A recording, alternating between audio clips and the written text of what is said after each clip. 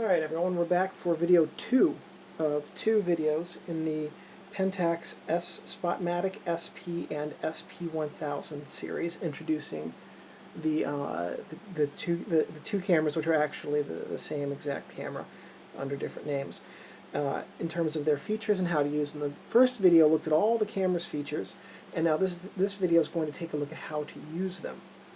So the first thing we're going to do is take a look at how the camera. As you can see, I've put the kit 55mm f1 to 1.8 on this camera. I would have put the 50mm 1:4 Takumar 50 on this, but I'm using that to film this video right now. Seemed like that would be fitting. And so this is the 55mm lens. The 55mm lens on these cameras is normal vision through the viewfinder. And what that means is that the magnification on the lens coupled with the viewfinder area and coverage and magnification makes the 55mm equal approximately to normal vision. In the strictest sense, a 43mm lens would provide the normal human field of vision on 35mm cameras, because 43mm is the diagonal distance between the corners of between the diagonal corners on the frame, and that would be normal human vision according to Pythagoras, maybe, I forget, one of those old Greek mathematicians. So anyway, you get your Spotmatic and you get a lens on it and your accessory clip up here, and you want to take it out and start shooting. So the first thing you've got to do is watch my first video. Yes, that's the first thing you've got to do.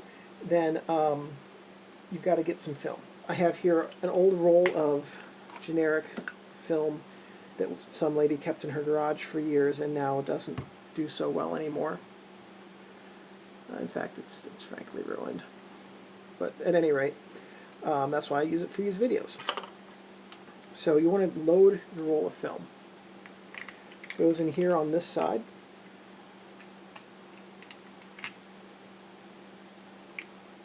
Go, and you have to lift this up in order to load the film, and then it comes back down once the film is in. And let's take a look at this real quickly. You can see in there how it's got those two teeth right there. Those go into the top of the film, and as the film advances, these teeth are spun, and that's how you can tell by looking at the top of your camera that the film is in fact spinning or progressing through your camera.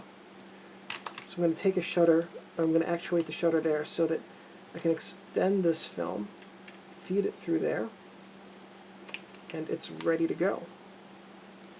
Okay. Now, normally you would close the back of the camera right now. What I'm going to do is show you what happens to your film as you are as you're advancing it. So your camera would be closed. You take the shutter, or you actuate your shutter so you could advance it. And that would then normally advance to -1. It's not going to advance right now because the film back is open. Advance to 0, advance to 1, ready to go. So you advance it 3 times, and now you're ready to start taking pictures. What's happening inside is that each time you advance the film, it's collecting over here on this take-up spool. This sprocket is keeping it from moving backwards. So you can see as I'm trying to rewind it, it won't move backwards because of this sprocket. And it's resting between the film guide rails.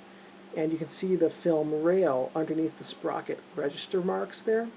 And that's helped keeping this whole thing level. Once the film pressure plate is pressed down against this, the film will be level on plane, so that when the image comes through the lens, it'll be recorded in focus on the film emulsion.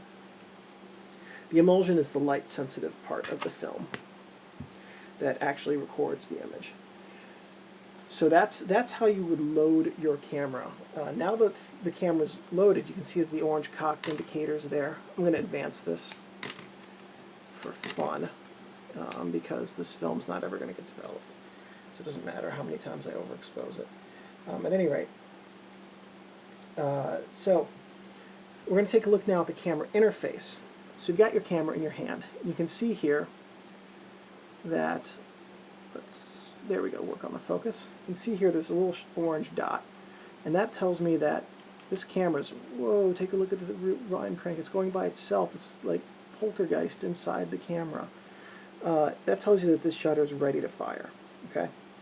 Now, before you actually take your shots, tighten up the film inside.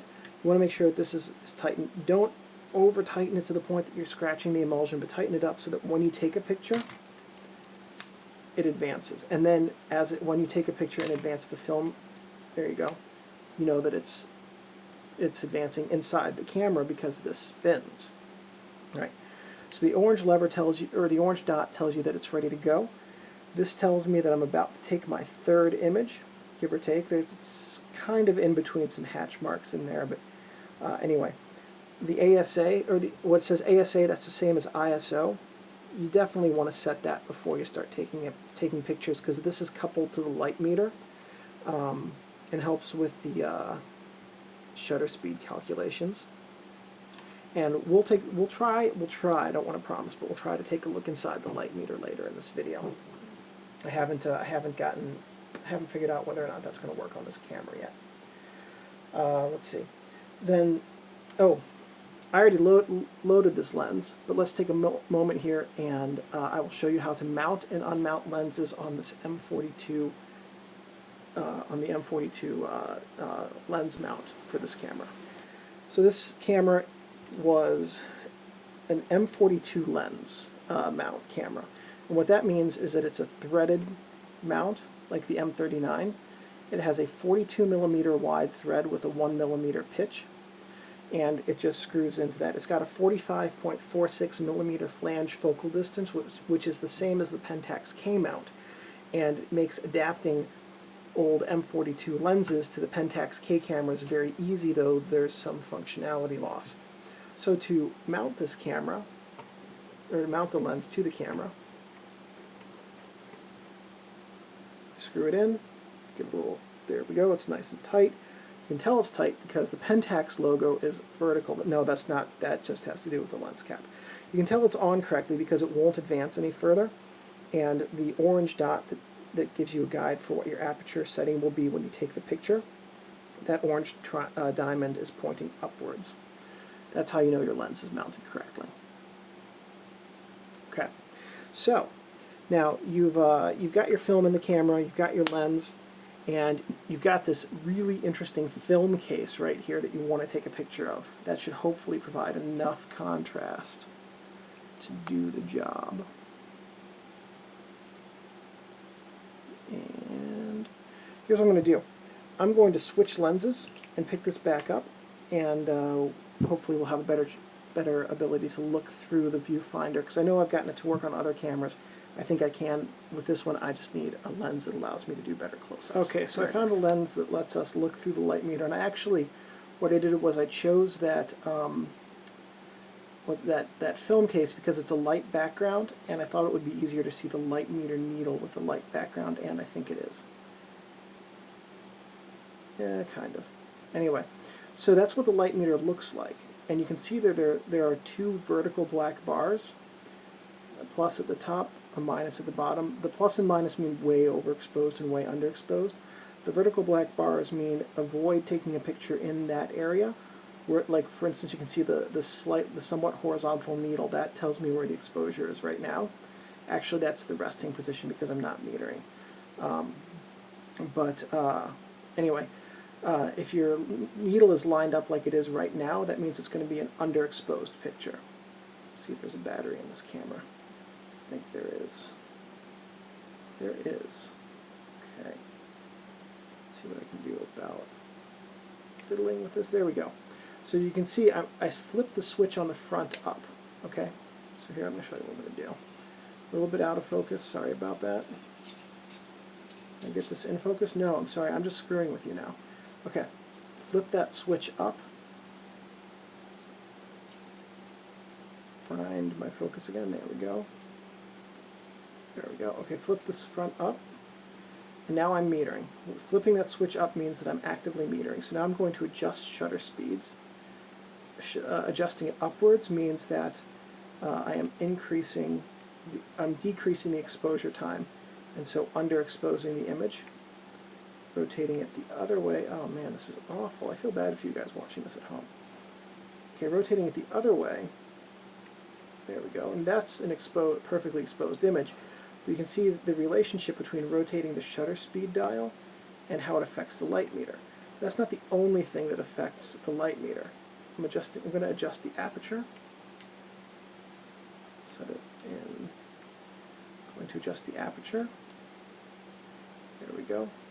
And adjusting the aperture also adjusts the light meter dial.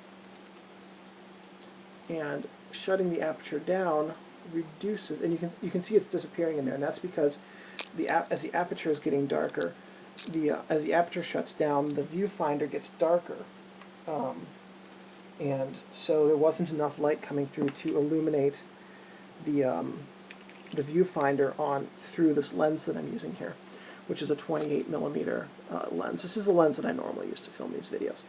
Anyway, so that's how the light meter works. It's very simple. It's a horizontal needle inside 2 vertical bars, and what you want to do is line up the horizontal needle in the gap between the 2 vertical bars, and that will give you a properly exposed image. The meter in this, I mentioned this is the first camera ever, in the first video I mentioned this is the first camera ever to have a through-the-lens metering system. The meter is a full-frame averaging meter. It is not a spot meter despite the name of the camera. Okay, I've lost my place in my outline. Give me just a second. Wine cell battery, only for metering. Oh, the battery is only for metering and only for metering on this camera because there's no hot shoe. And I think it might also power the flash accessory ports, but I could be wrong about that. Self-timer. Oh, multiple exposures. One thing about this camera now, these basic cameras don't have a whole lot of bells and whistles to do lots of different fancy features with, but they can all do a multiple exposure. And the way that you do that is by pushing down on the release button here. And this frees up the sprocket to spin freely. We'll take a look at that in just a second. Push that button down, take your picture, keep holding it, advance the lever, double exposure, advance the lever, triple exposure. I don't want to take any more exposures, so I do that. Advance the film. Put a lens cap on, because the film might not have started advancing immediately. So put a lens cap on, take a dead image. There we go. Now the next frame will again be ready to go to expose without any overlap between your carefully double or triple exposed or even more exposed image and the next frame. Let's pop the back of this camera open now, and we'll take a look at what happens when we're doing a multiple exposure like that and how it works.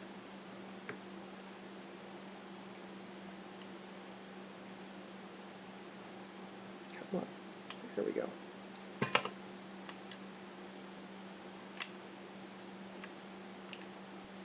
So we're back inside the camera, and we're going to take a look inside this camera now. Let me try to get better lighting.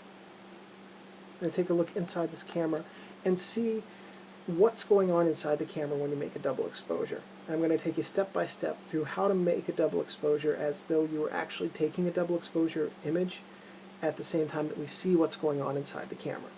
So the first thing I'm going to do is reload this. Oh, I wanted to show you before I reload the film the basic principle.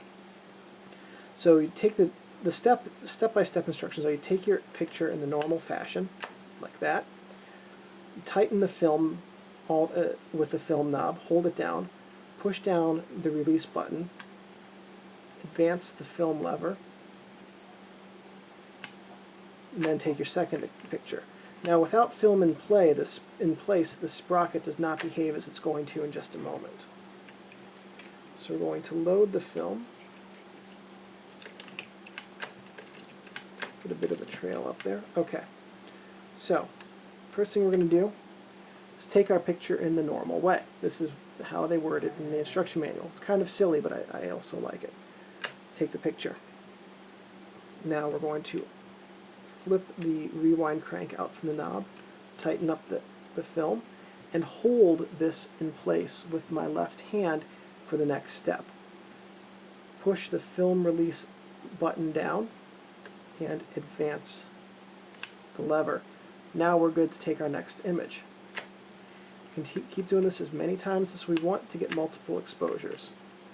Then when we're done, put a lens cap on, flip this over. So make sure you have a lens cap on after you're done taking your multiple exposure image. Take a dead picture and move on. That's how you take a multiple exposure picture with Pentax Spotmatic, or really any of these basic cameras, the K1000, KM, or any other type of camera that does not have a built-in double exposure button on it. That's what you need to do for that. And that brings us to the end of the second video in the Pentax Spotmatic SP and SP1000 series. This is the end of the second of 2 videos, so there aren't any more. Sorry to disappoint you. Next cameras in the lineup are the SP2 and SP2A, and I will be doing those later tonight, so those should be on shortly after this. Anyway, that's all neither here nor there. If you liked this video and found it useful, informative, funny, none of the above, give it a thumbs up. And if you'd also like to see more videos about how to do different camera things, please subscribe to my channel. I have more than 50 videos still planned for the coming year, and most of them about photography, but not all of them.